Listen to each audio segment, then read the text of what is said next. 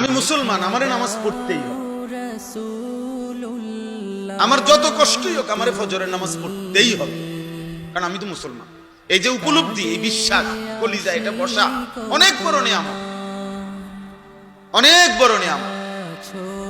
যে নাফরমান আত্মভোলা হয়ে যায়, নিজেকে ভুলে যায় দোস্ত, ও আর ফিরতে পারে না।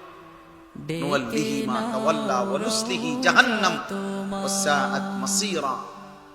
আল্লাহ বলেন আমার রাসূলের উল্টো পথে যে চলবে, আমার ঈমানদার মুত্তাকি মুমিন বান্দা যে পথে চলে তার উল্টো পথে যে চলবে, আমি আল্লাহ বললাম রাসূলের উল্টো মুমিনদের উল্টো পথে চললে, খোদার কসম আল্লাহ কোরআনে বলছে, আমি তাকে ওই উল্টো পথেই চালাবো, আর এই উল্টো পথেই একদিন জাহান্নামে ফেলবো।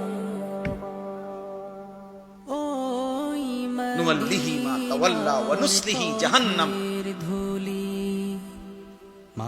ওয়া সাআত মাসীরা। আর সেটা বুঝবে কত নিকৃষ্ট ছিল। আল্লাহ আমাদেরকে বুঝতে